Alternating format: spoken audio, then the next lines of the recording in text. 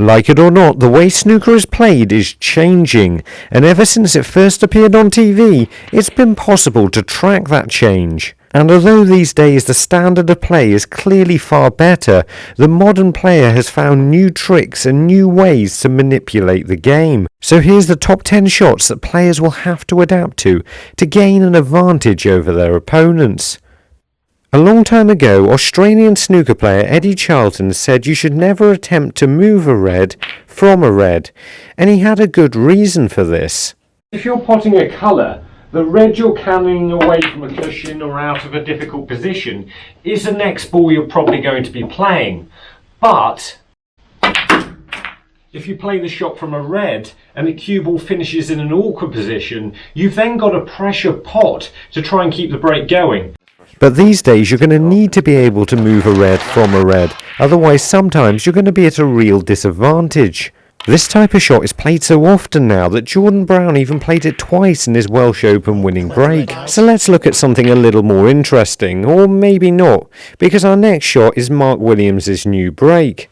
This one probably split the snooker world right down the middle as to whether or not this is a good and acceptable shot, and it was clear that Tom Ford certainly didn't like it. This shot seems especially odd when you consider you're usually trying to get the cue ball away from the object balls as much as possible. However, recently professional snooker players have found it increasingly difficult to get the cue ball behind the bolt colours, which means they keep leaving a free shot to their opponent.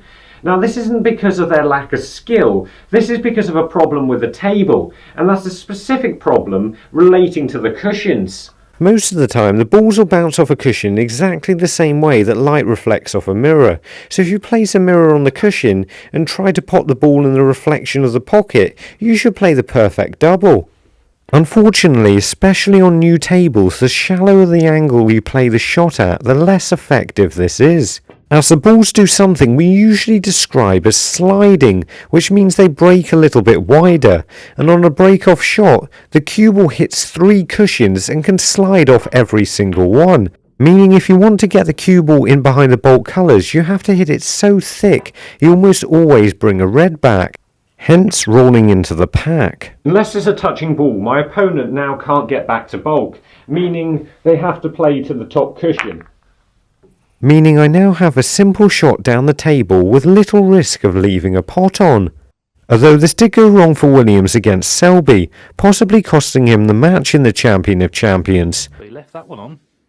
And by playing into the reds himself, Ronnie managed to force Mark into playing to the top cushion, or possibly force a re-rack. It's not yet clear if this will catch on, but players are going to have to find a way of playing a safer break-off. Our next shot involves potting a red early on in a frame and finding yourself out of position down the bulk end of the table. Because in the past, a roll-up snooker was definitely the shot to play. But players are escaping from these shots and leaving the balls completely safe on such a regular basis these days that it's not even a desirable shot to play anymore. From wherever the cue ball finishes, the modern player still tries to attack these days. Snookers, it seems, have become overrated. In the past, if you ended up in this position on a colour, you'd probably just play a snooker, but these days, it's seen as another position to attack from and get the cue ball down the table, either by running it around 3 cushions or screwing the cue ball in and out of bulk round 2. Ronnie O'Sullivan has said that playing pots on bulk colours when you're out of position like this is one of the main things that players have had to adapt to in recent years. But how exactly do you play them? If you finish straighter on the green, you just want to play this as a screw shot, but the further you come this way down the table, the more you want to use a small amount of left-hand side.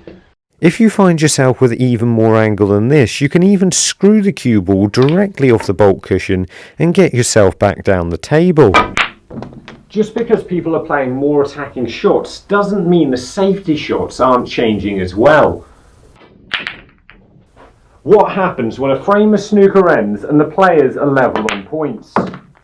Well, you have what's known as a respotted black, where you simply respot the black and place the cue ball in the D. You then sort of break off, as demonstrated by Ali Carter here, but you never really want this first shot. That's because there's very little chance of me potting this shot, so it can only really go wrong. That's why when a player wins the coin toss, they'll almost always put their opponent in, rather than getting a double kiss, leaving the black over a pocket, or simply not playing it at the correct pace. But do you have to play this dangerous shot? So the modern way to play it is to strike the black half ball and leave the black and the cue ball on opposite side cushions, preferably with the black below the cue ball so the double isn't on. And as long as you don't leave the double on, this can be a far simpler shot to play in a pressure situation. And if it finishes in the right place, it can still be quite awkward, and it can be a tricky shot to get completely safe sometimes. Before our next shot, we're just going to find Will, who's from Noblesville in Indiana, which is about there. Our next shot is the thin escape from a snooker to get the cue ball back safe. It looks a difficult shot to play well, but these days players are getting these with a surprising consistency. Shots like these are just another reason why snookers have become overrated. Unless the cue ball's right up behind a bolt colour, this is how most professional snooker players are escaping from snookers. And it usually means leaving a difficult shot for their opponent. But how are they playing these shots so well? Well, because of the miss rule, they're actually able to miss it a few times, making sure each time it's thin before they finally hit it, meaning it's very unlikely that anybody's going to catch a red too thick. In the past, when you finish out of position on a colour, you had a choice. Do you cut your losses and try to play safe, or do you attempt a risky long pot? But currently this is less of a choice, as players are making these break-winning shots from more and more ridiculous positions. This is either playing a long blue or a bolt colour from distance, and once again it's an example of a player backing their own potting rather than giving their opponent a chance. Talking of backing their own potting, you could even argue that the shot to nothing isn't really played anymore. The way this shot is played has just been changed a little bit, but I think significantly. Instead of playing a long pot with the intention of getting the cue ball back safe if you miss it, which might result in you having to play one of the shots we talked about earlier, or if you really finish in a bad position, one of those overrated snookers, players these days are now playing the long pot with the intention of leaving themselves not completely safe, but with a chance of a bolt colour or possibly the blue. Once again backing themselves to make the pot rather than risking giving the table up to their opponents. Again, as I said several times already, snookering someone behind a bolt colour has become far less effective and is now more of a last resort. But before we look at the 8th shot, we're going to... Quick, before anyone realises these barely look like numbers. But before that, we're going to find Sergio Bastoni in Terceira Island in the Azores. Ooh. Well, I think this highlights something that I believe my generation changed. And that simply involves playing the black off its spot, or maybe not simply. The younger generation started to take on the black off its spot from wherever the cue ball finished. And there was a good reason for that. For the last 20 years or so, junior players have been practicing these shots continuously.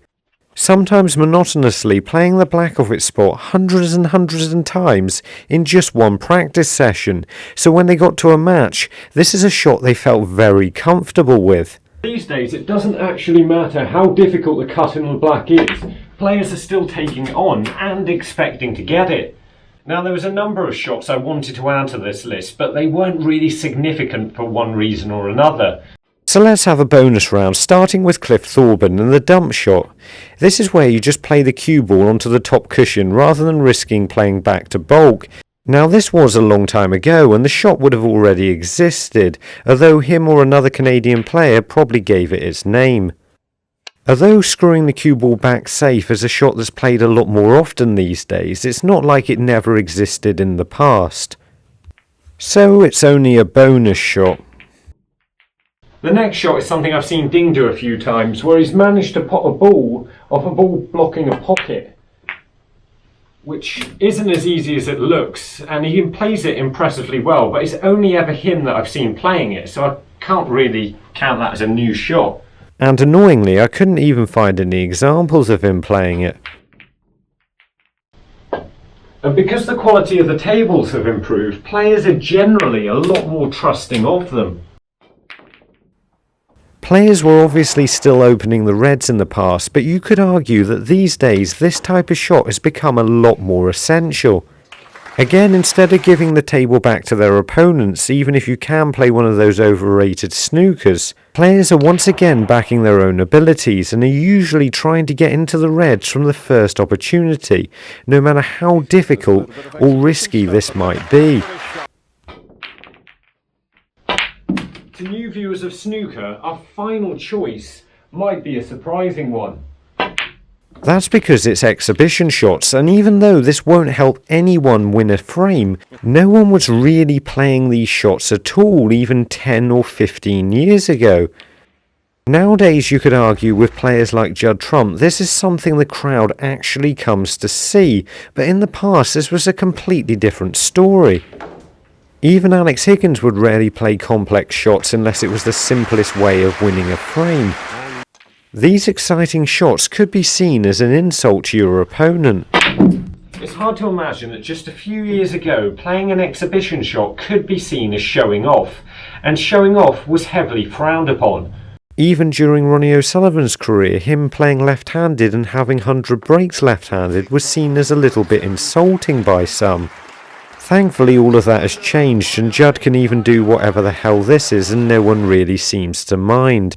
Because it's this type of shot that seems to be generating more of an audience for snooker than anything else, and thankfully people have seen sense and no longer seem to mind. So if you want to see exactly how difficult it is to play these shots and what you need to do in order to play them, then have a look at these two videos. And remember, don't just watch, play, and make the commitment to becoming a better player by subscribing to the channel and visit the website.